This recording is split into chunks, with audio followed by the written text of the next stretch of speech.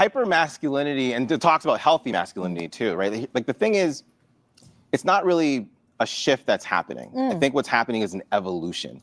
I think guys are starting to realize that they need to find a way to identify, process, and manage these other emotions that are a part of the human experience.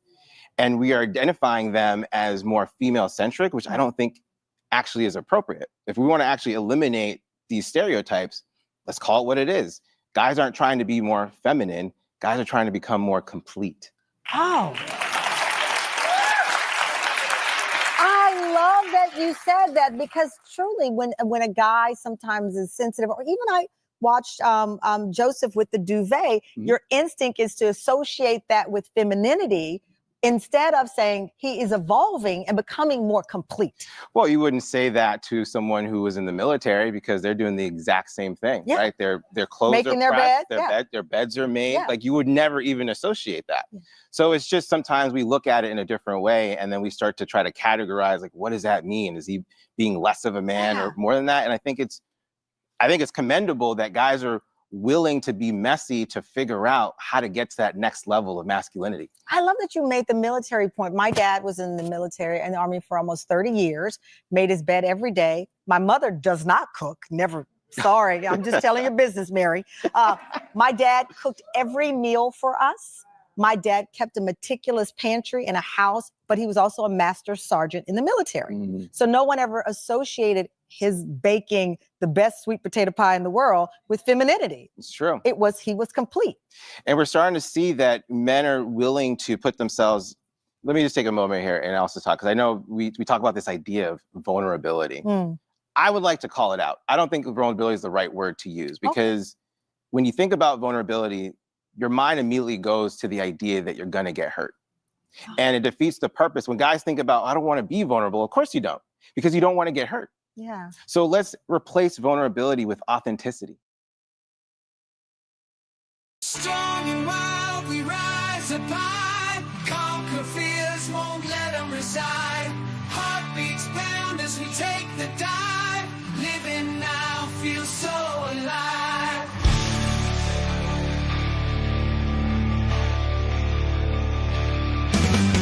Heart steel veins glowing bright. Fitness gone in the dead of night. Fading game, we got the sight. Crushing finance, career out of sight. Man up now, we own it true. Breaking change, just me and you. Success stories everywhere. Living life beyond compare.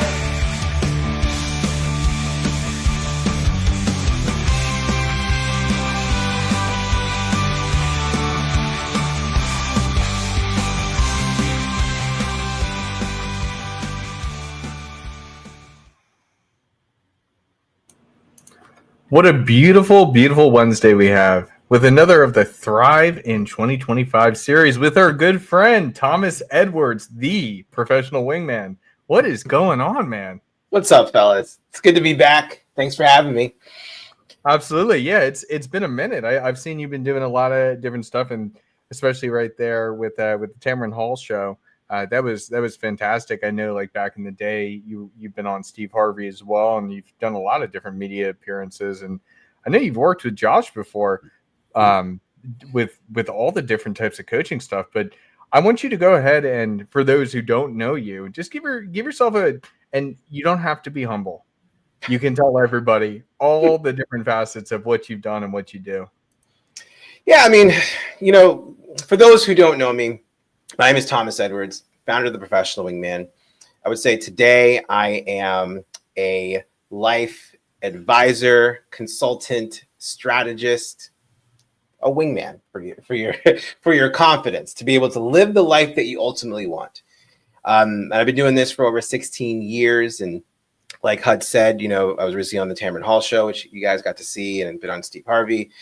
Been in over, I don't know, at this point, maybe 500 plus media outlets around the world. Been on TV a bunch. Worked with thousands of guys, varying from high achieving professionals to CEOs, doctors, lawyers, entrepreneurs, you name it, helping them do all kinds of stuff, like get married, which I'm responsible for well over 400 of them, and currently at 0 divorces. So batting 1,000 there.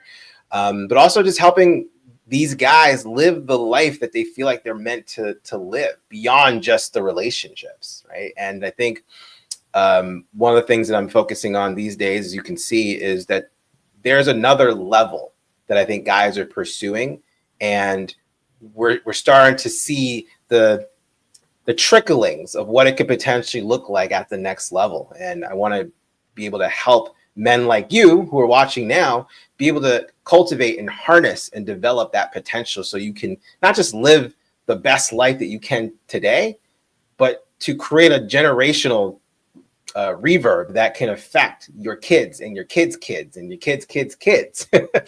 So that is me in a nutshell. Oh, fantastic. Yeah, no, it's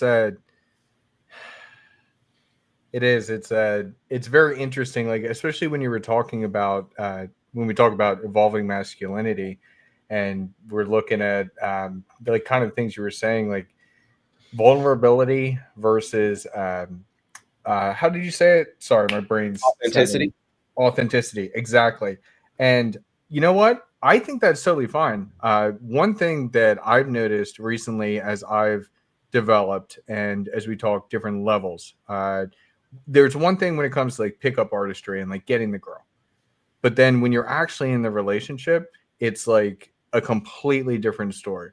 And so there have been times where, I mean, have you guys ever seen Encanto? I haven't. Yep. No. So you guys got to get on some date nights, man. It's a good one. Yeah, exactly. That was the very first time that I just started bawling my eyes out in front of my girl. And that didn't make her less attracted to me. Instead, it showed her, it was a representation of that, like, I really am a true, authentic human being, and I have feelings and I care about certain things. And so I thought that was really interesting when you phrased it that way on the show, that vulnerability doesn't necessarily, let's get rid of that word because there's a negative connotation there. Yeah. So I really love that. Yeah, man. I mean, you always see the segment for what it is because it happens so fast, right? And I'm always willing to go deeper if the time was there, right? But if you really look up the definition, I pulled it up here just for reference, right?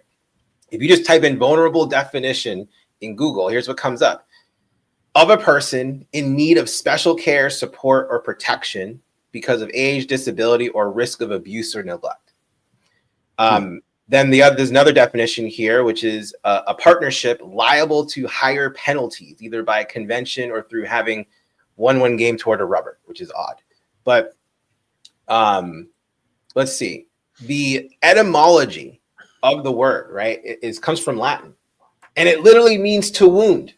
It means to hurt, right? So it makes sense that you want to use this word, or maybe it's been marketed as the word to use to define men putting themselves out there. But we know intuitively what that word means.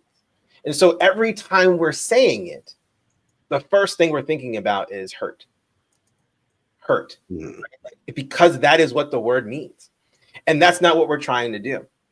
Right. And so that moment that you had where, like, and I've been there too, man, like, you know, when we are overcome with emotion, just like any other human being, we are susceptible for tears. Like, right. We're susceptible to express these emotions.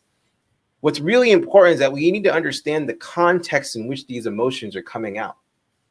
If you were crying, for example, and you were bitching and complaining about how life is against you, and you feel like you can't overcome anything, and you just feel so just victim to life, I imagine your girl would look at you a little bit differently from that context.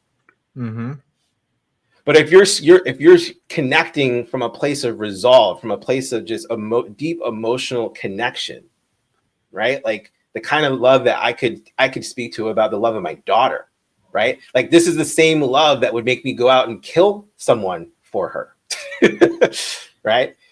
We've already been demonetized because I just said that, right? So, yeah, so whatever, right? So like, it's the very same energy where that comes from.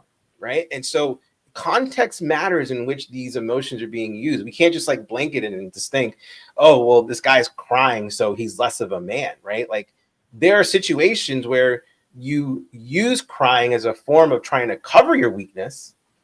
But I think for a lot of guys who are afraid to express it, they don't realize that that expression is actually from a source of strength. Oh, I 100% agree with you. And it makes me think back. I had my first client end up getting married this past year. And so I went to his wedding, and dude, I bawled my eyes out. I did. But it's just tears of joy, and it's just the overwhelming emotion that you were able to help somebody in that fashion. And yeah, no, she didn't view it as weakness at all. Instead, it was strength, and it was, wow, like this really happened. You know, because when you first step into any type of business or any type of endeavor, you never think that you're going to actually be able to get it done. You have that self-doubt. And so it's like a celebration, a celebratory type of expression of emotions. And I think that even being able to express that and express it in the right way, it makes you even more attractive. I would agree with that for sure. You know, and here's the thing. If you're someone who is not used to expressing yourself, then one, it's going to be uncomfortable. And two, its execution may not be perfect, right? And so you have to risk a little bit of messiness in order to really refine your awareness of your emotions. And that's why it's so important to be aware and conscious of who you're actually practicing the expression of these emotions with, right? If you're around men who you trust and know will like you'll go to battle with, that could be a safe place for you to do that, knowing that there aren't markers of betrayal. If you're doing it in front of someone a woman that you've gone on 3 dates with, probably not the best timing, right? And so it's just understanding who you're allowing yourself to be this version of yourself with.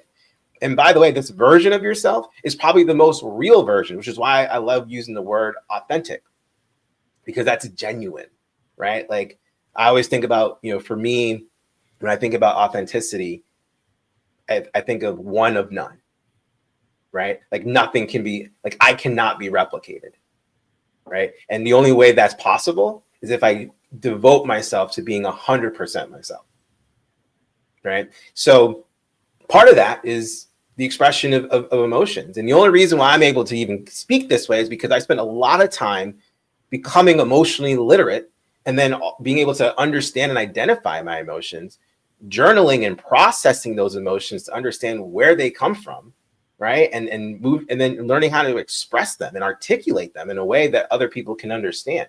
So I'm not speaking from a place where I expect people who are just starting out to be able to do this from the jump.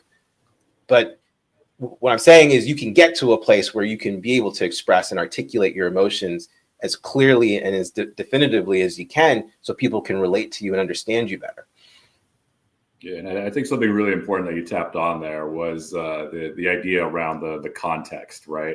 Which is, if you're, again, sitting there crying down on yourself, like, feeling that the world is really against you and you can't overcome, really what that does is it's signaling, right, is that you are, coming from that place of weakness, but also coming from a place of not being able to handle yourself in a way that you can express yourself appropriately at the appropriate times, right? So, another example of like, pure elation, right, is the classic image of when Michael Jordan's holding his very first NBA trophy, right, and he's just crying and like overwhelmed, right? But it's like everything that went into that, behind that, like the full struggle and then getting to the very top and being able to like just let the weight off the shoulders. It's like, okay, yes, that's like a true place of authenticity. So, I think the broader point that you touched on there was pretty spot on about it really does. The context is really, really, really important when it comes to expressing these things and how you express them, because they definitely can be a good benefit to being a more, integrated and complete person, but also more emotionally mature. But they can also work to your detriment if they are signaling that you do have that emotional immaturity within yourself. And that's a tough part for guys, especially to navigate, because, you know, there is that sort of blanket term that vulnerability just gets thrown across everything, right? So sometimes guys are too afraid, where it's like, oh, dude, I'm, you know, at my best friend's funeral, but I can't cry. It's like, bro, you probably should, because, you know, it's justified cause there. So, you know, I think it's, you know, that fear factor sometimes that keeps guys from, you know, properly expressing these things. So they just kind of get bottled up, and they wind up manifesting themselves in ways that aren't constructive. Yeah, I can definitely agree with a lot of that. And, you know, coming from an Army background, being an Army veteran, you know, you're supposed to, you get instilled that you're supposed to have this stoicism about you, almost a meanness. But when I really opened my eyes when I read the book Models by Mark Manson, how he explained vulnerability as not a negative, and for a man, and it goes perfect with how you put it, Thomas, is being authentic. You know, always expressing what you expect, your needs, your wants, what you can give in an authentic manner, is that's a form of vulnerability that men kind of look past, because like you said, vulnerability comes with a negative connotation. You know, it's almost, I'm opening myself up to get hurt. However, if you can look past that and use vulnerability as a way to just be honest all the time, then it can definitely work to your advantage. And it's a good attribute for a man to learn. Absolutely. Right. And you hit something pretty good, Kevin, when we talk about stoicism, right? Like, you know, stoicism, when I think about it, I think about the concept of not letting your emotions influence your decision making. There's nothing in there that talks about not having emotions. Right? There's nothing in there that talks about putting those emotions and stuffing them down. Right. And so it's a philosophy that allows us to navigate life and particularly life's challenges. Right. Like it's a much different experience making decisions from an emotional place than you can from a reasonable place. And as someone who has spent time in the military, like, you know, I'm sure from firsthand experience, what could happen if you don't have a stoic philosophy when you have to make split-second decisions, right? And so, you know, we have these terms, as Josh talked about, that we throw around, and once again, it's marketed as a particular thing, as if it's like, you know, like cereal now with, you know, with whole grains, right? And it's like, that's not what this is about, right? Like, masculinity has so many different facets, and I believe, like, we've been on this planet long enough where we can talk about its evolution and where the path is meant to go, so men can become, I on the spot I said complete, right? But like, we could even call it like the Superman, right? Like, that sounds like a pretty cool marketable term, right? Like, I want to be a Superman, a man who is balanced both in its authority, but it's an empathy. Like, that excites me, right? Like, imagine the leadership of that next generation that can live and take action and make decisions and care for their people and their country from that powerful, empathetic space. Like, the possibilities are limitless. And I think it's important for us to, the only way to get there is for us to dive in and explore it in its grandeur and in its inevitable messiness on the road there. I would agree with that. Yeah. And it's really interesting. Why is Trump president right now? Well, because we have swung the pendulum too far. Trump is that get it done, hardcore type of attitude. And really what we need is somebody who's a little bit more stoic and maybe not as aggressive, but it has had to come to that point because we have gotten here. And I don't quite understand it. I don't quite understand like why we've ended up here, but we have. And so it's been very interesting to see. And like, Thomas, I'm curious what your thoughts are. Why do you think it is that we've kind of lost that when we're talking about evolving masculinity? Like, what is a man even supposed to be today? Because if you're like Trump and you're very aggressive, then you're terrible. If you are the opposite of that and you're a complete pushover, well, then you're just a pussy and nobody respects you, but they won't tell you they don't respect you. Like, everybody is confused. What is causing this? Well, everyone is confused, and so, but we're also being. I think we're also being forced to choose and devote to one side, right? And so, if we can't be perfect, we must be like terribly flawed, right? Like, there's no in between. So even someone who can present themselves as the best option will still be heavily criticized, right? Because and here's something that I was thinking about even before we came on today, right? Like, I always talk about this idea of living an iconic life, right? Like, what is the meaning of iconic anyways, right? And it's basically I define it as when your family, your peers, your colleagues, and your community regard you from a high level of respect and honor and awe based on how you live your life. It's not about necessarily what you do. That does play a role in it, but it's how you live your life and how you represent yourself. And even from that place, there's always going to be room for criticism, right? But like, what I was thinking about is like, people love icons because they followed their dreams and they were relentless in the pursuit of their dreams, right? And on the other side of that, there are many people who hate those icons for the very same reason. So within that, there's going to be confusion. There's going to be this idea that, oh my gosh, like, this person, who are they to believe that they can run the country? Who are they to believe that they can be my boss? Who are they to believe that they can earn more money than me, or they get to make that kind of money and not contribute to a high level to our community? Like, there's always going to be this thing. And I realized that the advent of social media has allowed people to believe that they have authority over their commentary of how people should live their lives. and so because of that, I don't want to necessarily say they're wrong. I don't necessarily want to say that they are, what's the way I would phrase it? I'm sorry, let me take that back there.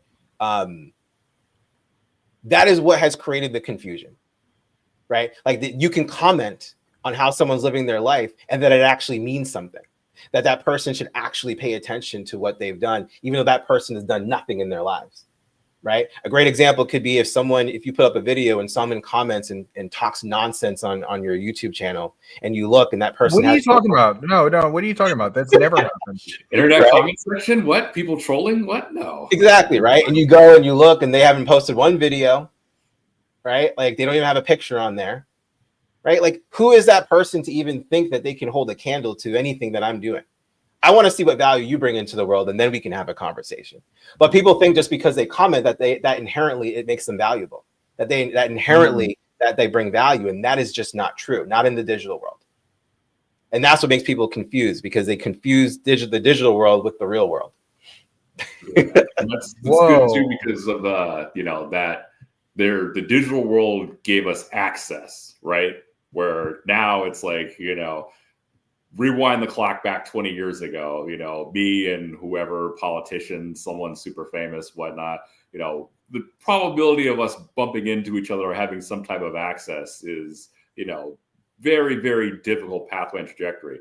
Then all of a sudden social media platforms come out. It's like, oh, this person, I can directly interact with them because they got their blue check mark and everything, and they're doing a live story and whatnot, and I can comment directly or whatnot.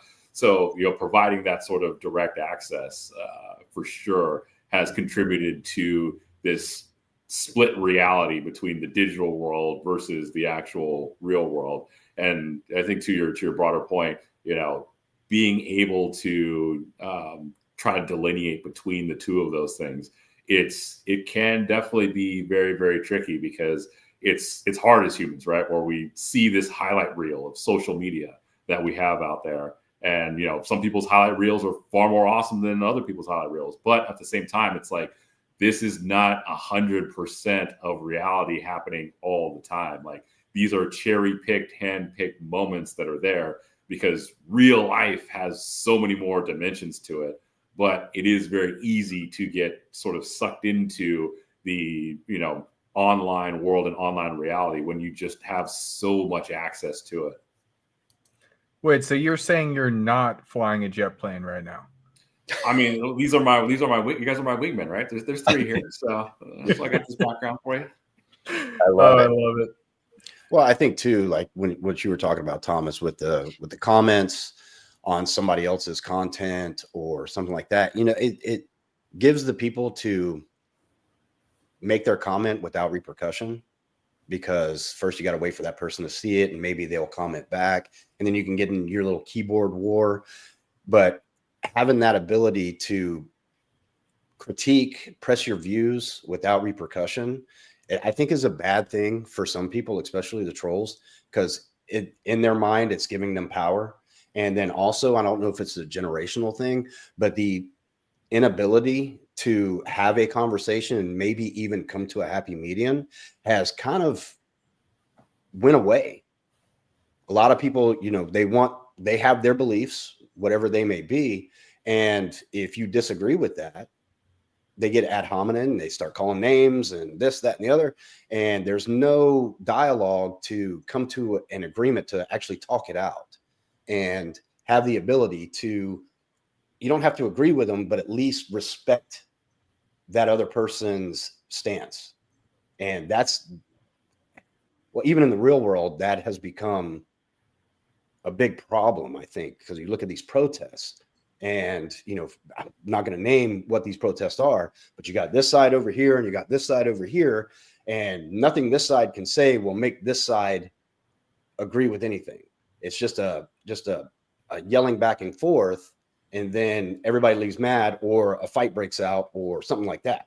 And I think it's more masculine to have the ability to actually listen to somebody else that has opposing views. And like I said, you don't have to agree with them, but you can come to a happy understanding on both sides to where you walk away not hating each other. And that's one thing that society is really lacking, because you don't have repercussions for your views when you put them on somebody else's plate, so to speak, through the ways of a comment. Yeah. That's where empathy comes in, right? If you don't have an ability to understand or find a way to relate to the other side, then you're essentially cutting off the ability to connect with that other person. So whether or not you agree with someone is actually irrelevant to the higher point of trying to create connection that can elevate your partnership with that person or the community as a whole. Like, guys, Apple and Microsoft were not enemies. They were marketed as such, but you don't think Bill Gates and Steve Jobs sat in a room on a quarterly or bi-monthly basis to talk about business and finding ways where they can actually elevate their companies together? Like, if you didn't think that was not happening, like, you've been living under a rock. Like, this is what happens at the highest levels. Like, it's not us against them or them against other people. They're all working together. And you can either call it collusion, which is one perspective you can take from a point of criticism or cynicism or a negative, or you can take the principle of what they're doing, which is they're collaborating for a higher purpose. Whether or not you agree with the higher purpose, you have to acknowledge the fact that their collaboration's creating more effective outcomes. So what can you do to replicate that at your level of the game, as opposed to criticizing what they're doing? Like, unless you have had experience in that arena, or you are venturing to go into that arena to make a change, like, you have no position to make any comments about what they are doing or not doing. Stay in your lane and learn from what you're seeing and create a better situation with where you're at. But like, most people don't want to hear that. It's much easier to complain about what they're seeing and not liking and criticizing them, because it makes them feel like they're doing something when the reality is they're not doing anything. And I'm not saying this from a place of judgment or criticism of those people who are doing it. I used to be one of those people, so I can relate to this so well, because I used to be that person. And what changed for me was that I realized when I was complaining for months on end, or if I was criticizing other people for what they were doing and what they should or should not have done, whether it was sports or politics or finances, at some point I looked at my life and realized my life hadn't changed for several months. And those people who I'm criticizing don't even know that I exist. They don't care. So they could care less about what I think about them. And it just made me realize that I just need to really focus on myself and what I can do, you know? And so, and then pay attention to the people who actually are in position to give me feedback, like my mentors or other colleagues who are in the industries, or you guys as my peers, right? Like anything else outside of that, from people who aren't qualified or have zero experience, and they don't matter, but they want to matter so bad. And because the opportunity of social media has created that, that's what they will rather do, because that's the lowest hanging fruit, you know? And so I don't want to derail the conversation, you know, going back to masculinity, like this is where all of this comes into play. Because when you think you're being aggressive and you're showing that you're being assertive in your commenting, in your stance and your criticism of people, like you're actually not showing strength. You're exposing your weakness by your inability to actually go out and do something about it to create change. And a lot of people don't even realize that that's what they're projecting more so than what they think they are. Yeah, it's very interesting how with the advent of social media, because we all of us right here, we have been around far before all this stuff existed. And it's weird how seeing those comments and seeing those interactions still hit us the same way as if it was somebody like on the street, but it's not. It's just the random person who is, yes, exposing their weakness, but trying to figure out ways to attack us. It's almost like a weird version of like the devil when you kind of think about it.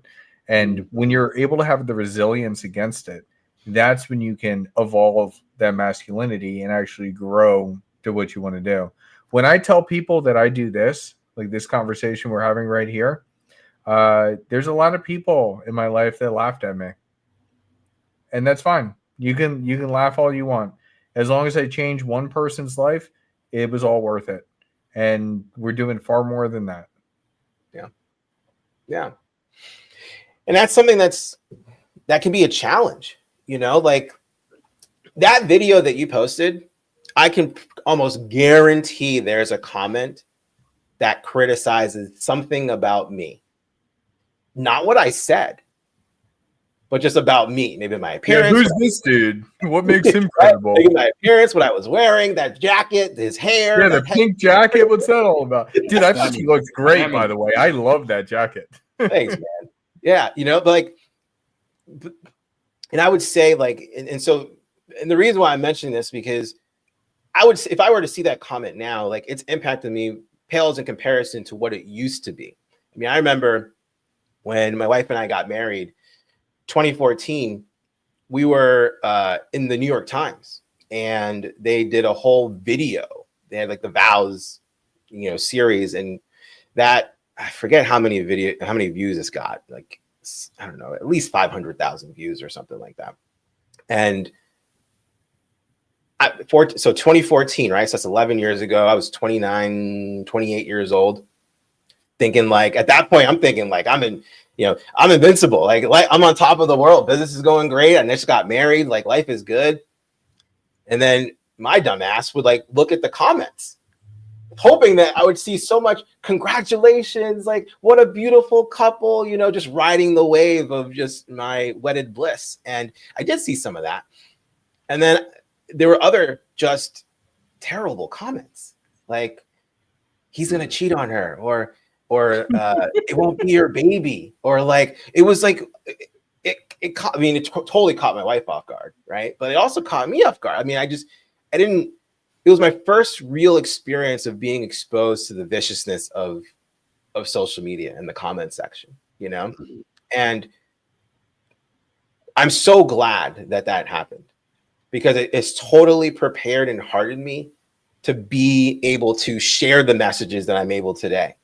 And not worry about what other people are going to say, because I know the people who are going to comment not on what I say, but how I look, how I live, they actually don't have any stance to like prove a point. Yeah. And I've learned that by reading the negative comments.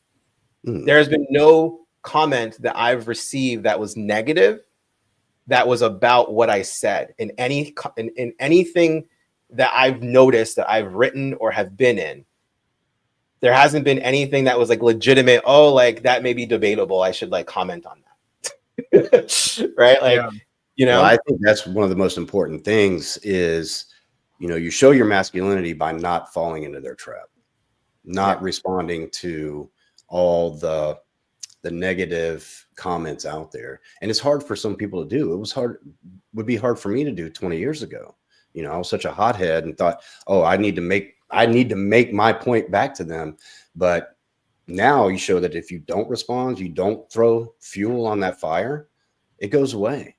It puts out, and that's the biggest disrespect to them, because that's all they want, especially when they get ad hominem, like we were talking earlier. And, to Josh's point, and I think Mr. Justin in the comments touched on it, when it comes to business, politics, and all that kind of stuff, all a lot of people see is the arguments that are going on the Senate floor, but they don't see when it's over and they adjourn, they all go play golf together. They go to lunch together. It's just like in a courtroom, TV makes it look like the prosecutor and the other, the judge and all, they all hate each other, but they all work together every day. So after the gavel falls and the verdict's read, they all go have lunch together. The judge, the prosecutor, and the other attorney, they're all, so you don't see that. So you think that, oh yeah, they really hate each other, but it doesn't work that way. And once you realize that, then you can start building a path of not worrying about everybody else around you and start focusing on yourself, like you said. Yeah.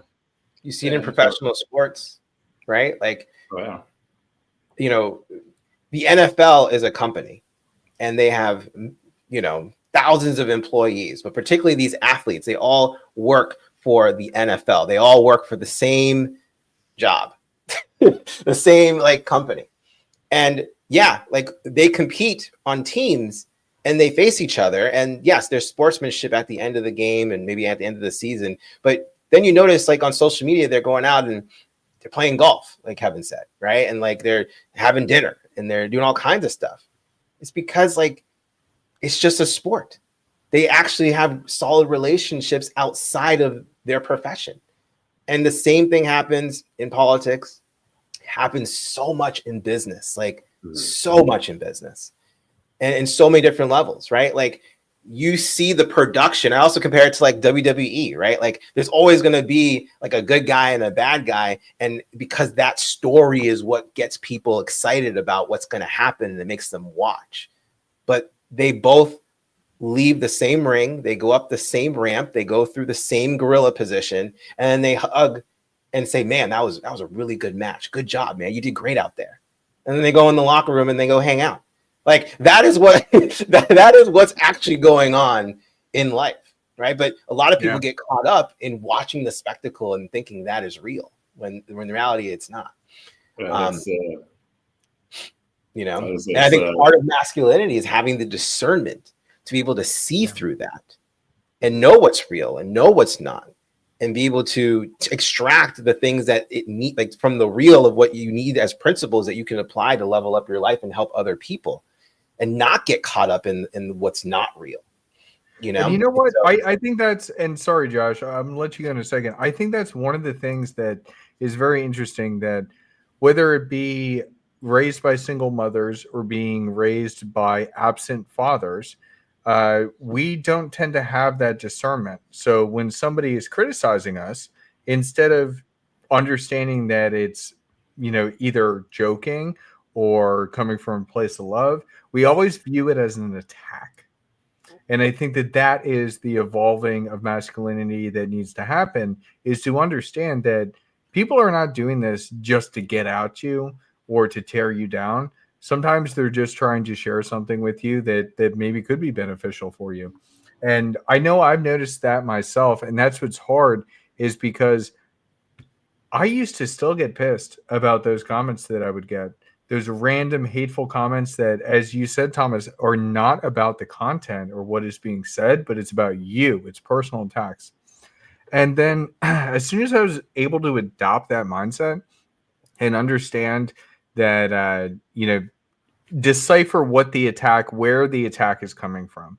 If I can understand where the attack is coming from, most of the times I can figure out, okay, it's coming from a place of weakness. It's coming from a place of tearing me down. It's the crabs in the bucket analogy, essentially.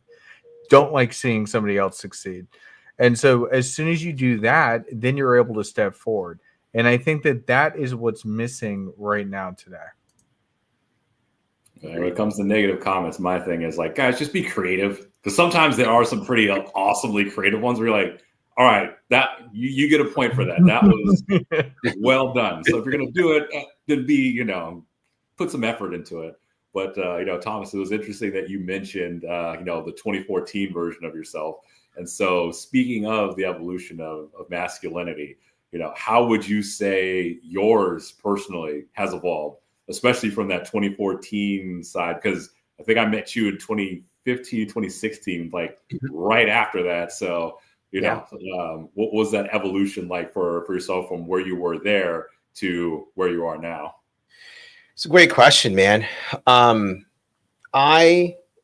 Remember I mentioned it was, I said it jokingly, but this was the truth, man. Like I felt invincible. And at that point in the game, I hadn't faced significant adversity.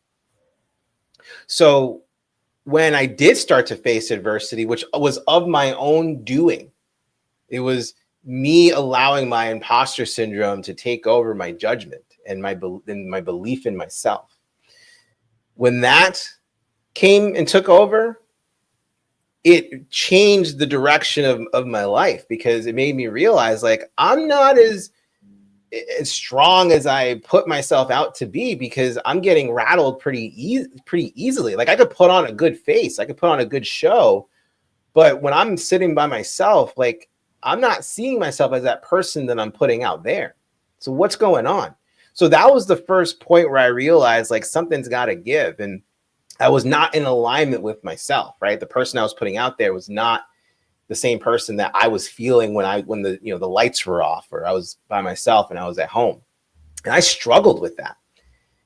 And I avoided a lot of the stuff that I needed to go into for years. And so even when I met you, Josh, like I was still putting on that front. And honestly, there's some parts of that front that I'm grateful for, because it created opportunities like meeting you, right? And so, and us becoming, best friends, right? So like that has its own gifts. But on the other side of it, like I struggled with identity. I struggled with belief in myself and being able to maintain the level of success that I was creating for myself, and then becoming a father and struggling with that identity. I mean, the life that I built and the identity that I built was so fragile, and I had no clue until I got the first ding, and that ding shattered everything that I thought was true, or was hoping that other people wouldn't see. And that led me down a dark road. I mean, drugs, alcohol, escapism, just like depression, like the whole thing. And when push came to shove and I ended up, getting sober and doing recovery programs and just getting my life back, it was in that I started to understand the importance of learning how to be resilient through identifying my emotions, processing them, and learning how to better manage them, right? And because the truth that I realized is that I'm not in control of what people are going to do. And then previous me thought I could influence people to do whatever I want. But I'm not in control of what people do. And no one can make me feel anything. I allow them to make me feel a certain way. And so I had to start changing a lot of my programming that allowed me to show up better for myself first, and then show up better for my wife, better for my daughter, better for you guys as my friends, like better for my clients. Like it just started to grow over time. So I would say, from 2014 up to 2019 was just kind of it was a shit show. I mean, I was in the darkest stages of my life because I had built a story in my mind that was false. And I allowed it to be based on what I thought others needed me to be. And then once 2019 hit and I started to really understand and kind of venture into rediscovering who I really was at that time, that's when all these things started to come up and get clear for me. And then since then, I've just been developing that muscle over time, developing the muscle of integrity, developing the muscle of discernment, developing the muscle of expression, verbally, physically, developing, like I said, emotional intelligence, emotional literacy, learning practices of how to manage my emotions. Like, these are all things that I not learned once. Like, it's a continuous practice. And the more I do it, the stronger I get. So who I am today and who you saw show up on Tamron Hall, but like, that was the strongest version. It's been like the strongest version of myself that has shown up to this point, because I constantly develop this. And because of that, I'm more secure in myself. I feel I'm incredibly much more attractive as an individual than I've ever been. And I have so much value to bring. And so and this is why I like to talk about, like, confidence is so key, but confidence and masculinity go hand in hand. The more masculine you feel, I think the more confident you feel. And there's so many values inside of masculinity that are so important for guys to learn. And to your point, the last thing I'll say is, when you don't have that influence in the house to have it nurtured, it does create a slight setback unless you're able to find a proper source of mentorship that can develop you in those formidable years to be where you're at. I think it's super important. My dad was there, and I consider him a very strong masculine man. I just, for whatever reason, allowed myself to be influenced by people outside of my house and not in my house. So that was on me, but having that person as you grow up is so key. Yeah, that's a huge point. And I've actually been having discussions with my family recently, because personally, my dad was pretty absent growing up. And I noticed that I was kind of brainwashed into the way that my mom wanted things, which was to me not be a problem, which then led to unnecessary medications and multiple different things that went on when I was growing up. And if I just had that strong leadership then, I couldn't imagine where I would end up. However, I'm still thankful that I went through those experiences, because it made me realize what you're realizing as you're explaining that, realizing that something's off. And when you go brute force, well, maybe brute force isn't the best phrasing, but let's stick with it. When you go brute force into who you are and what you believe in, then everything can change. I mean, hell, with my girl, we've been together over 4 years. We are getting married. This is all just kind of set in stone, and it's fantastic. I love her to death. That only happened on that first date when I shared with her that I had been playing a random Korean video game for 7 years. And I was like super high up in the ranks, and I loved it. And what she loved about it, and about me being like unapologetically, this is me, is that the passion and the identity of self, because I had that strong identity of self, that's what really, really, really attracted her to me. And I just think it's brilliant. And I mean, you can see right now, Thomas, I didn't have all these Legos before, but now I got so much. This place is a mess.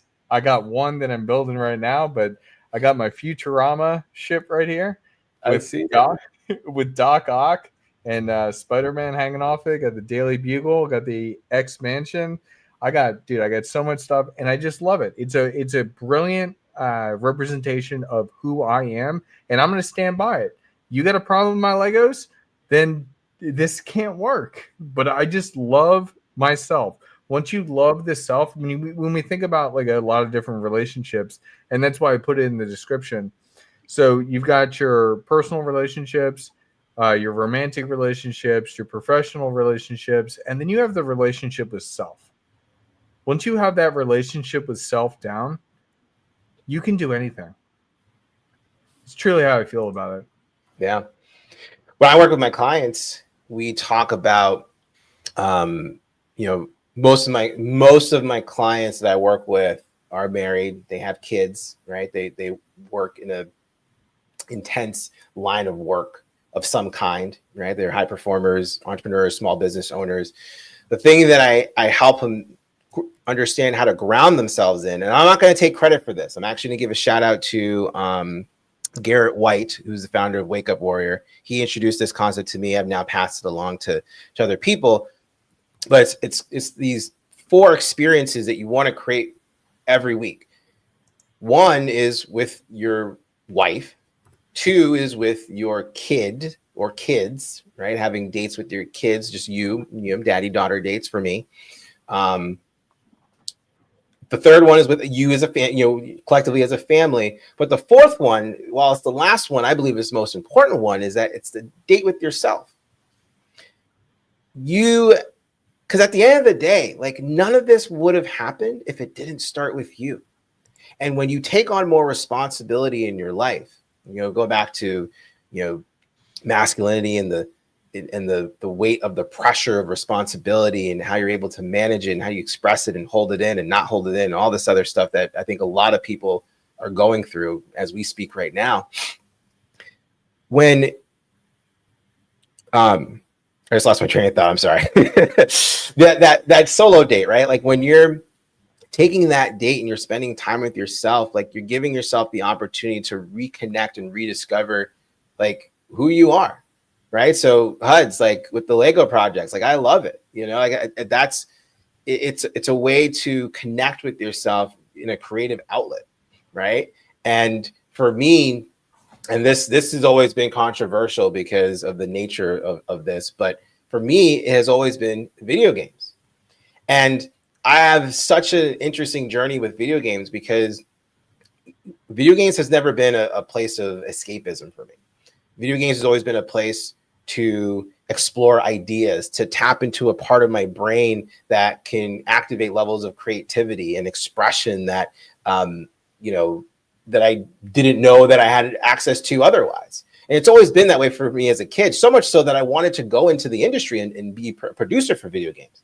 That wasn't how my path turned out.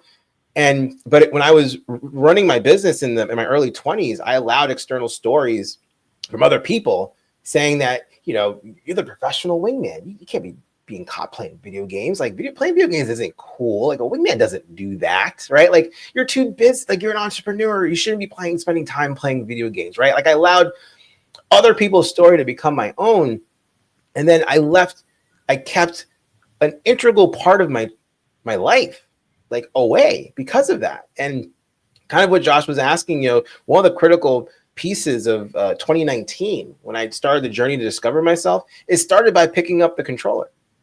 It started by being able to reconnect with the one passion that never betrayed me, never abandoned me, had always gave me access to a higher level of myself, and that I never abused, by the way. Like, I think that's really important because I know, hiding and escaping in video games is a real thing and that needs to be addressed. That changed everything for me. My entire philosophy is built on gaming principles that can allow you to level up your confidence in your life. Like, without that experience, I wouldn't be where I'm at today with the conviction that I have today, And so having those solo dates and those times for yourself to be with yourself and do things with yourself, I think is so, so important. And it doesn't matter how much responsibilities you have, carving out a little of that space, I can tell you, has transformed the lives of so many of my clients for that reason. I think that's the greatest tech and commercial I've ever heard in my life. That's true. Deeply profoundly true statement there, sir. Well, it's funny, right? Like, when I started playing, I don't know if people probably don't even know this, right? But like, when I got back into video games, I needed to create a structure to ensure that I would never allow external influence tell me that playing video games was not a good idea. So what I decided to do is I actually tried to pursue becoming a professional gamer. And the game that I had played was Tekken. So I had to train, right? I had to train. I had to compete in online tournaments. I actually was able to compete in an in-person tournament. It was pretty cool. Placed really well for a first timer, you know. But that whole experience for me just proved that there was so much value in allowing myself to have that experience, because I showed up more disciplined as a person because of the training that I had to do. I became much better at making split-second decisions because of the live competition I had to be in. It taught me how to show up better for myself and how to bounce back when I, lost a round or was knocked out of a tournament. Like, there were so many things in that experience that I now still use in my life that allows me to show up as the husband, the father, and the businessman that I am. So whatever that is for you, it could be video games, could be Legos, could be paint, could be pottery, could be botany, like sneakers, who cares? Like, whatever that passion is, even if it's not related to what you're doing to produce money, like, allow yourself to have that, because it's going to allow you to tap into something inside of you that only you have access, that's unique to you, that then you can then use to better your life and those around you. Yeah, Josh, I know you got to jump soon, so I wanted to give you the floor real quick, but I wanted to elaborate on that, Thomas. No, I will take this time to wish you all again, great stream. Unfortunately, I have to bounce to a prior commitment, but again, fantastic conversation. I'll turn it over to you, Kevin Hutz, to continue this conversation. But yeah, everybody pay attention. It's been great being here, being a part of it, and can't wait to get on another stream with you again soon in the near future, guys. Yeah, always a pleasure. Great, Love you, bro. Love you too, bro. So yeah, Thomas, what I wanted to elaborate on, you, like you said, it's the last one, having that date with yourself. And it is the most important. And especially for men that are confused out there, that are stuck in the trap of work, home, sleep, rinse, repeat, doesn't do much on the weekends. I think it's very important, if you don't have that established with yourself, take some time to figure that out and be honest with yourself and figure out the things that do motivate you outside of work, outside of family, just you as Kevin. What is, I don't like the word passion, but what are the things that bring you satisfaction, joy, that you can do for yourself? And a lot of guys don't even have that.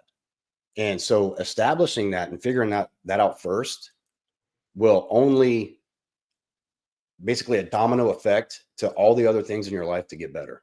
Because now that you've found a peace, you found a satisfaction, you found something that you can do with yourself, for yourself, that makes you happy. And like you said, whatever it may be, maybe golf, maybe going to the gym, maybe pottery, anything that, and try different things till you find something that really motivates you to want to be better at that. Because once you find something that motivates you to want to be better at that, it'll motivate you to want to be a better husband, a better father, a better professional. And that can only, for lack of a better term, like we talk about, help you evolve, create your own evolution into your own masculine identity. And you know what, Thomas, I want to ask you this question. This is a tough one because I struggle with it all the time. For a guy who doesn't even know what their passion is, how do they even get started to find it? It's great. I mean, yeah, of course it's going to be a tough question, right? Like, people, once again, like, people have this, I don't know, maybe someone out there has told them, or something that they've read that made them feel like they needed to find their passion or find their purpose, right? Like, as if there's only one to have, right? And like, the truth is, you can have multiple. If you're going to live a long time, you're going to have multiple passions. And I'm going to tell you, you're going to have more than one purpose in your life too. Like, my purpose changed the moment I became a dad, right? Just as my purpose changed when I started the Professional Wingman, right? Like, your purpose just changes over time. But going back to your passion, like, let's take a step back, right? Like, let's not talk about what you love. Let's talk about what you like. I had this conversation with the client earlier today, and we were talking about the things that he wanted to work on. And he talked about, he's moving. So he was talking about, getting all this stuff together to move. And he had one action item around his business, and he had one action item around, taking his family out and just creating a fun memory. And he does this. He likes to talk about what he wants to do for everything else, and he leaves himself last, right? And I was like, dude, I'm not gonna let you get away with it. Like, what are you gonna do for yourself? He's like, that's always hard for me. I'm like, well, what lights you up? What do you like to do? And he spit off 12 things. And I'm like, well, go do one of those things. You don't have to have a passion. Passions aren't they aren't acquired like you're buying groceries. They're formed through experiences. So go out and experience things. Even if you don't know what you like, what are you curious? What do you think you might like? You can start from that level and explore what could be something that you could enjoy. And kind of what Kevin said, I think for a lot of guys, what really helps is if they're curious, if they can get better, and if there's some level of competition involved, whether it's with themselves or with others, that's a good formula for finding something that can become a hobby or even a passion, right? And so I think passion sets a bar that could be really high that makes people not even want to pursue it because they feel like the thing that they have to do needs to be something that they love. But if they don't know that, don't start there. Start with what you like. See if it's something that motivates you to want to keep doing it. And even if you don't know that, then go back to what are you curious about maybe liking? And then think about that formula, right? Do you like it? Can you get better at it? And there's a little bit of competition involved. It's a good formula there. Mhm. I think that's great advice. Yeah, because I find with myself, coming back to the whole Legos thing, I love that growing up. And it's crazy when we talk about past trauma and how people tell you what your life is instead of you knowing it yourself.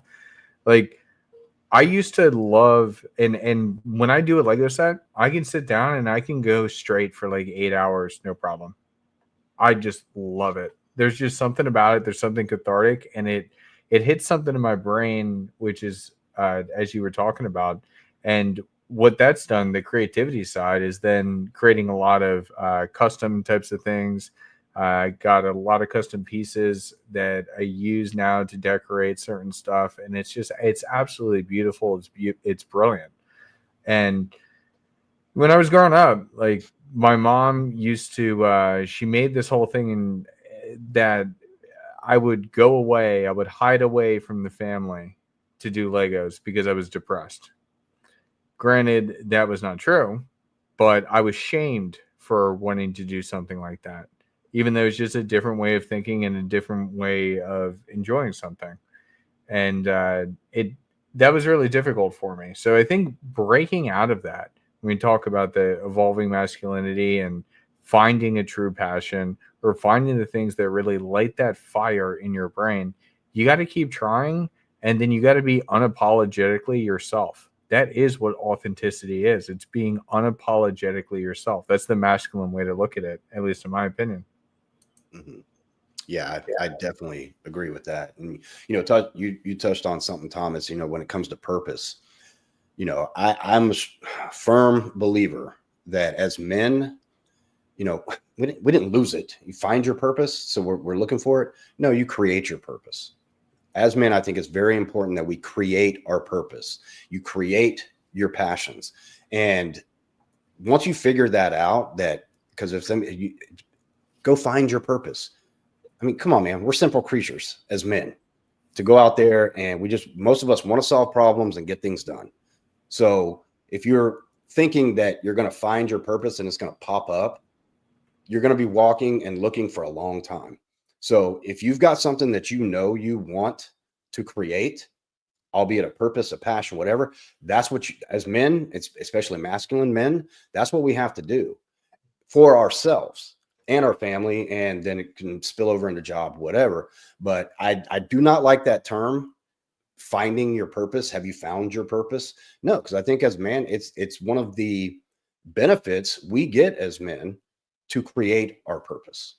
And that's where I think it's really good to be in communities like we have at the Men of Now, because you get to meet people from all walks of life, all different levels, some of them that might be where you want to be, and you get to explore how they got there, and you get to learn the steps that they took, and you can create a better plan. So that's why, it as men, it's kind of hard to be that vulnerable man to ask for help or express what you really want, but you don't know how to get there.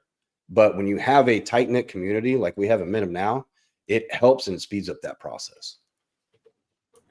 Yeah, I want to talk about that because Thomas, when we talk about this evolving masculinity, there you are. There you're not. There you are. Okay. You guys can see me? No, we can hear you. You're all good. I understand you were having technical issues. But how important is it then when we talk about evolving masculinity and becoming the best man possible? How important is it to have a community like Men of Now or any other type of community? I know coaching is very important, but like, how important is having a coach? How important is it having a community? How important is it to have a friend or have friends? Because I know like a lot of times people say, oh, like I'm just an introvert, and so like I just don't talk to a lot of people. Like, how important are all these types of different things? Oh my gosh. I mean, wait, can you guys see? You guys can see me, right? Yeah, you're all good, and we can hear Okay. you. Yeah, my browser is just being funky, but I mean, I'll sum it up with sharing an experience. When I was struggling with addiction, I didn't know who to talk to where I could feel safe. And that's something that is so important for men. It's weird, right? Because we talk about like the importance of being strong and assertive, right? And in order for us to get to that next evolution of being more complete, or the Superman, or whatever you want to use, we need to be able, like I said, to practice our expression of our very humanity. And it's best served when we're in a safe place, because if we are hurt or it's used against us, you may never see that version come out ever again. So when I was struggling with addiction and I didn't know really where to go, I ended up going to recovery meeting. I didn't know what to expect. And I had no other place to go. So I just shared what was on my heart and how much pain I was experiencing. And yeah, there was tears and snot, and just like, it was absolutely messy, but it was 1000% completely me at that time, even if I was a shell of myself and completely broken and experiencing rock bottom. And the response that I received from people saying, you're going to be okay. It's all good. Come back. We love you here. Like, you have support here. It changed something in me, because I had never shared so openly and so expressively before like that. And not once did I get any sense that I was going to be hurt or taken advantage of, or it was going to be used against me at a later time. Yeah. And it empowered me to seek those type of people on a regular basis. And so if you can find an environment, a group, or even one person, one other man, where you can share the way that you feel compelled to share, and know that you can do that without being hurt, you're going to have the training wheels taken off. You're going to have the chain released from your legs, and you're going to be able to freely express yourself without that worry. And you're going to start to experience what you're capable of when you allow yourself to expand your emotional spectrum. So when I say, like, and it doesn't matter if it's a free community, a paid community, if you get a mentor, a big brother, you pay for coaching, like, it doesn't matter. Like, I've seen it firsthand across all of those various things that I just mentioned. When men are able to cultivate and learn about themselves and grow and express themselves in those type of environments, those relationships, those partnerships, oh my gosh, like their evolution as a man and as a human being accelerates, like it exponentially increases, because they now can live and express themselves and be in the practice of doing so without getting hurt, which then prepares them for when they go outside of those environments, when there is a chance that maybe someone may attack them, they're not going to be as fallible because they've built the reps inside of a safer environment to be able to go out there and be able to handle it in a more technically unsafe environment. And so I can't stress enough the importance of finding those people, keeping them close, and then being in the practice of doing that. It's a game changer. Yeah. No, I 100% agree. I just want to speak on this real quick, Kevin. That was the moment that kind of changed my life. When we talk about levels of consciousness, because I've dealt with some addiction myself, dealt with a lot of crap throughout my life. And the moment that I was able to be open and honest, not just with myself, but then to another, the weight that gets removed off of you and the space that it creates for you to truly be yourself is unbelievable. It's unbelievable. And then the sky's the limit from there. Yeah, definitely finding oneself is imperative to growing and evolving, I believe. But like you said, Thomas, when you first, personally, you felt like you were hitting rock bottom, you wanted change, so you sought out a group, and like you said, you didn't know what to expect, probably nervous as hell, didn't and I equate that to going to the gym. Okay, I'm a member of Planet Fitness. I don't make any bones about it, but I travel a lot for work, and there's always a Planet Fitness around. And I know that I'm going to be probably in the top 10% of all the guys in there, but I've never been to that gym before. So I get nervous when I walk in there because I don't know where the leg press machine is. I don't know where the dip bar is. So I'm apprehensive. But once I get in there and I get going around and I might even meet somebody, I feel more comfortable. Taking that first step is probably the hardest, especially as men, because a lot of people, especially men, mistake stoicism and masculinity for something that you have to be hard. Nothing can affect you. You're supposed to be a tough, assertive guy all the time. However, that's not true masculinity.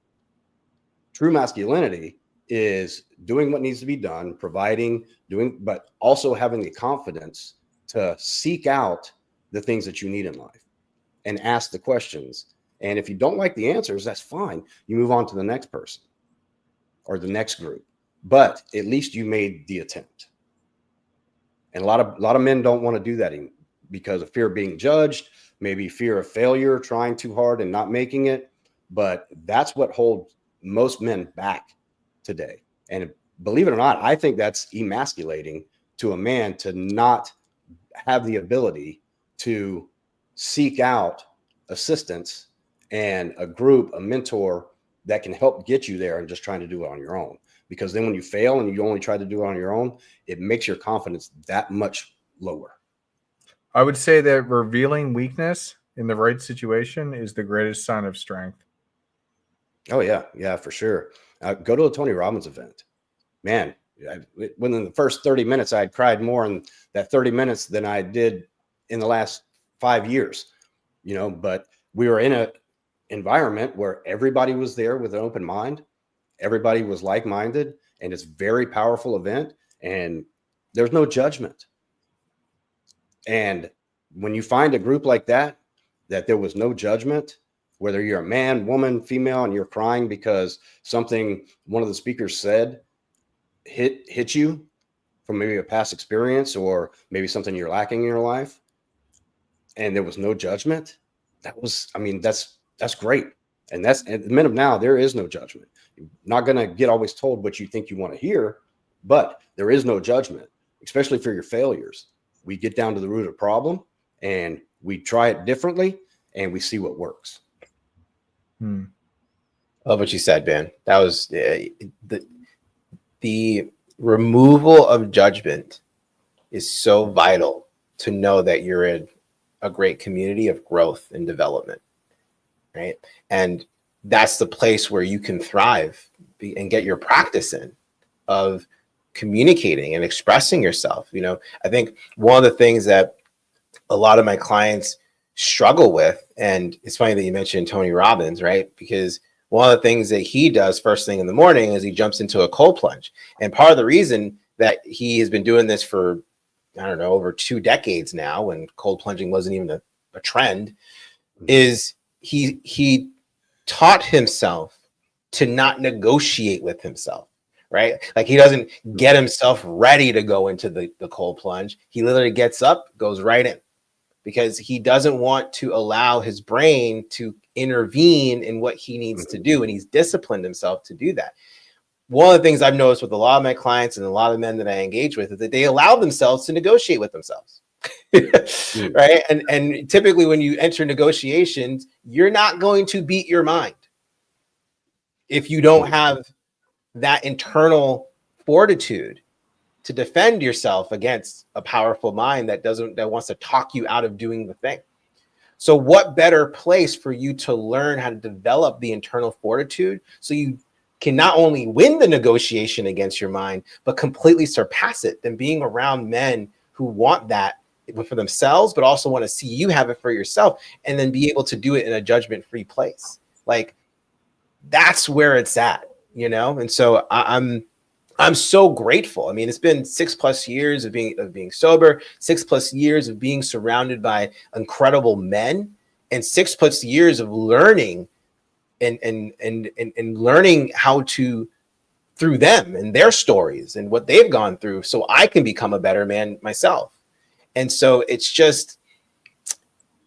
a beautiful thing, man. It's a beautiful thing when you're able to be around men who want better for themselves and for other people, not just for themselves, but for those around them and for generations to come, right? Like the things that we're doing, the conversation we're having here, guys, like it's the kind of conversation that potentially could change the trajectory of at least our lineage, like our future lineage, right? And so I'm really grateful that we get to keep having these conversations. And I would encourage anyone who wants to even explore what that could look like for them to reach out to who you can to see what that can look like for you. Yeah, it's a great point. It's a great point. I know that for me, I thought I was grown up, but I didn't realize that I had so much more to do until I started getting connected with guys like you. It really was when I did that back in, I guess we're going back to 2020 now, when I first was like, you know what, I'm going to dive into one of these internet communities and with these coaches and see what's going on.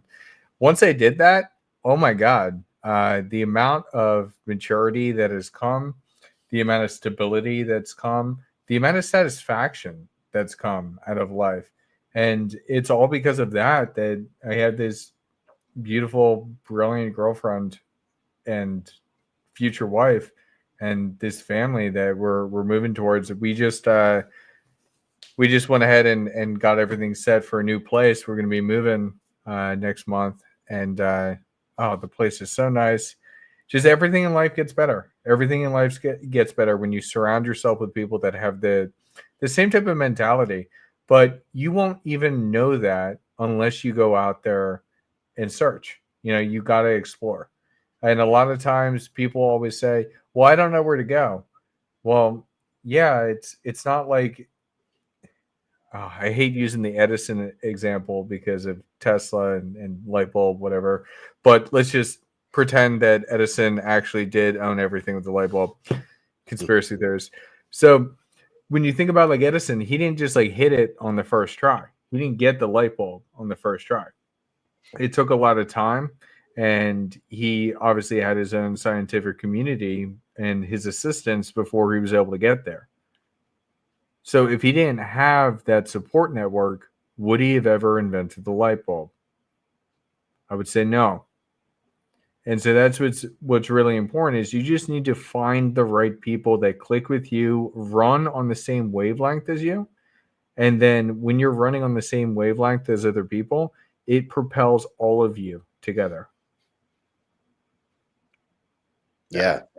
And you can see that. I mean, even Edison, that example, but look at the top dogs now. You know, Elon Musk, richest man in the world, even Jeff Bezos. Look at all these guys. They never stop. They never say, okay, I've reached this point, I'm done. They think, okay, well, I'm right here. How can I evolve and do something better? And that's something I told myself, you know, because people were talking about, well, why are you getting certifications at 46 years old? Because I want to continue learning and I want to continue evolving to be better. And I don't ever want that to stop. Even if I retire one day, which I don't see that ever happening, fully stepping away from everything, I always want to continue bettering myself. So that way I can pass that down. And what's really cool about it is Men of Now has been going on for about a year and a half now. And some of the guys that were with us in the beginning that they were learning, now they're becoming mentors. And it's so fucking cool to see that shit. You know, guys that we were explaining, now they're the ones that are giving advice and sharing experiences of wins and losses and what they did differently the next time. And it is such a beautiful thing to see. That's the best. That's the best, man. You know, when you get the gift of your own personal fulfillment or your increase of internal power, you have a great opportunity to be able to then give it back, right? And you get to share it. And that's the best. That's the best, you know?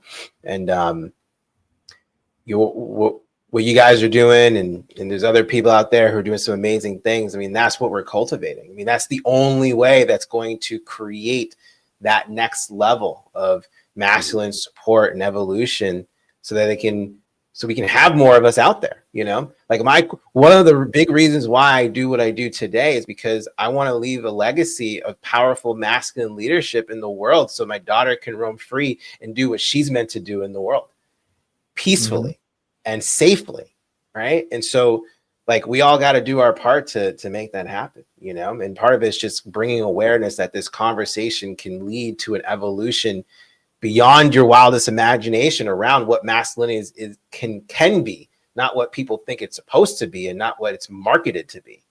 There's so much more that's available to us as men that people than what people lead us to believe, you know?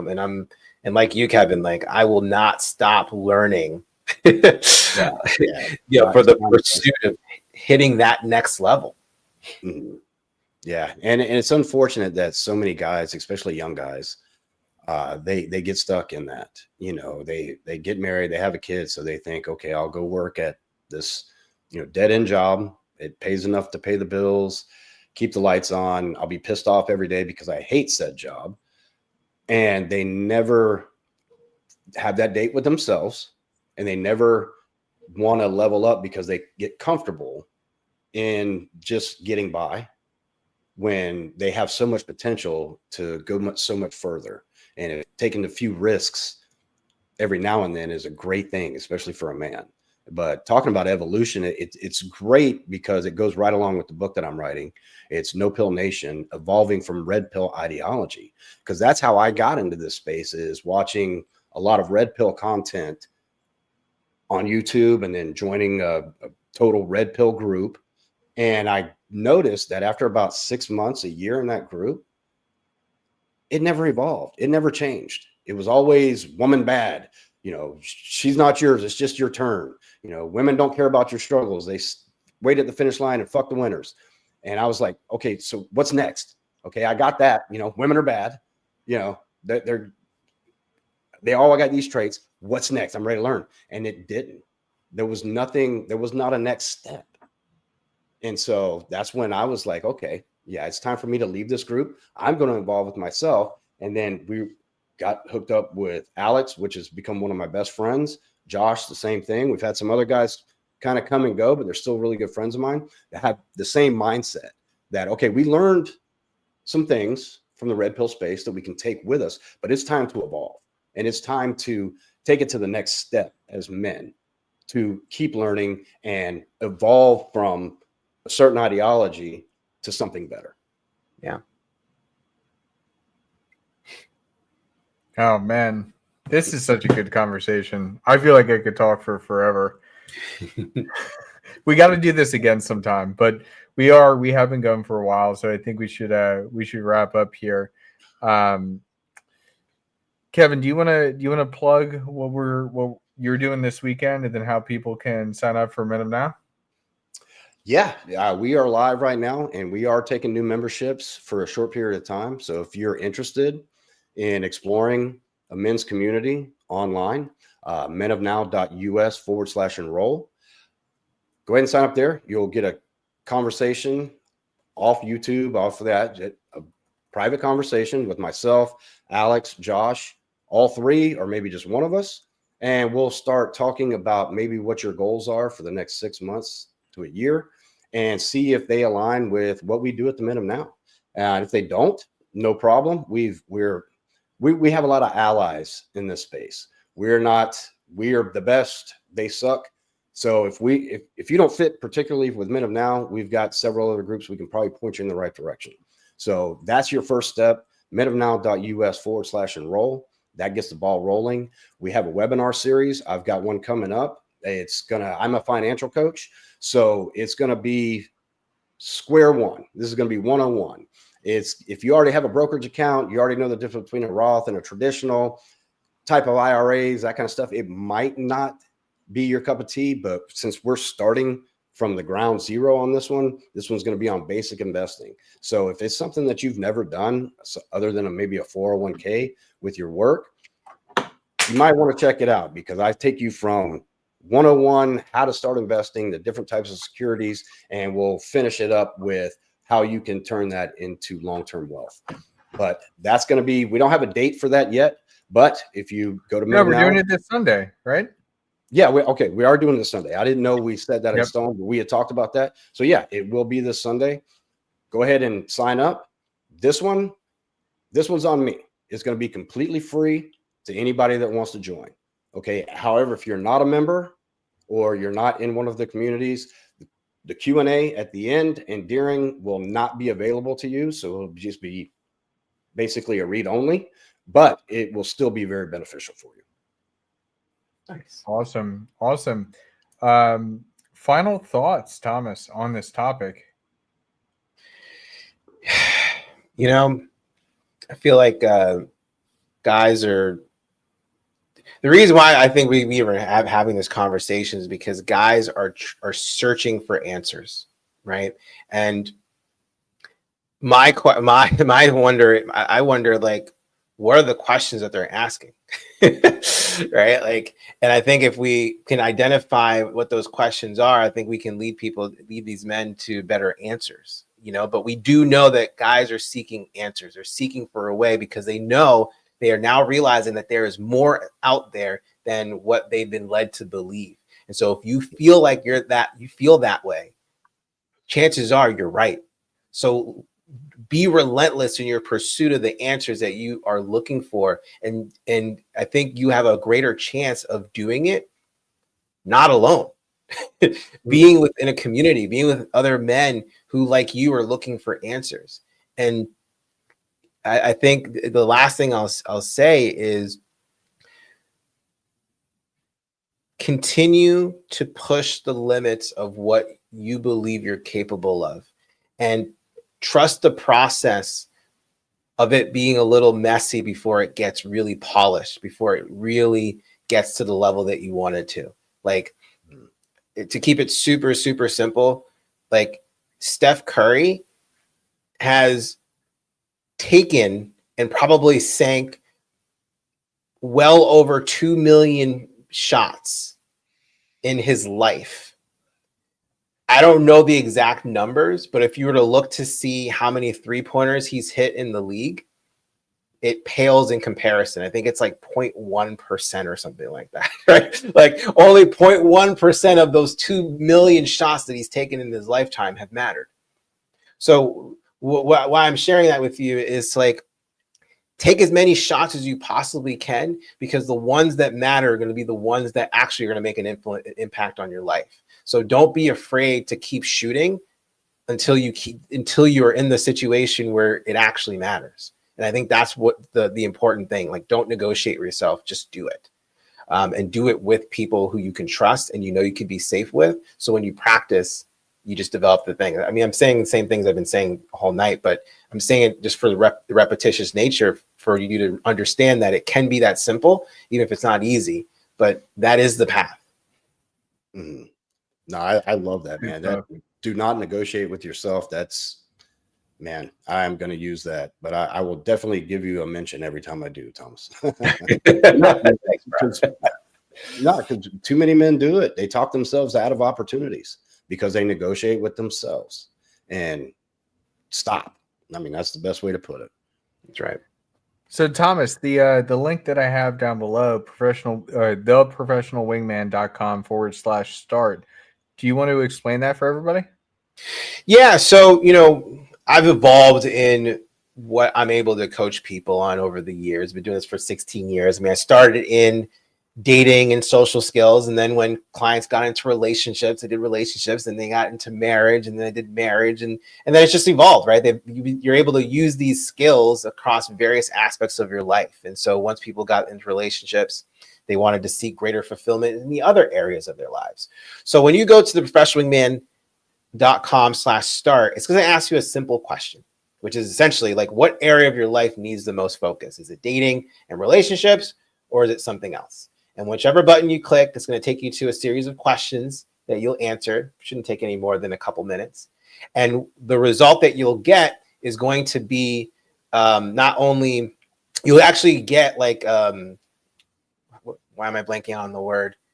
Basically, it's a presentation to give you exactly what you need to either get into a relationship or to live what I call an iconic life. Like, if you're to use these principles, you will create success in your life. And if you feel like with those tools, you could use some support, there'll be an opportunity for you to connect with either me or one of my team members, and we can figure out what kind of game plan you need to get to the next level of whatever area you want to focus on. So start there. Good stuff. Good stuff. Well, guys, this was an amazing conversation. Thomas, we got to have you back on sometime. You are a wealth of knowledge. Obviously, we've known each other for a while. And guys, seriously, if Thomas resonates with you, he knows what he's talking about. So definitely check out the information there.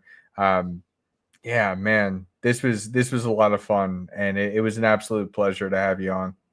I appreciate you guys thank you so much, Thomas. We got to do this again. Yeah, man. Appreciate you guys for having me on too, man. I love these conversations. I love chopping it up with you guys, so anytime, man, you guys let me know. Absolutely. All right. Sounds good. Well, with that, thank you everybody for tuning in. Definitely, if you want to sign up for Men of Now, I put that link in there as well in the comments. And this is going to be fun on Sunday, Kevin, when we do the finance coaching. Yeah, it's going to be a great webinar. It's going to be straight to the point, but I am so looking forward to it, especially for our members. And then we've got our monthly behind the paywall meeting after that, or we do it before that, and it's going to be awesome. Yeah, I always look forward to that now. Awesome. Let's thrive in 2025, gentlemen. With that, peace out.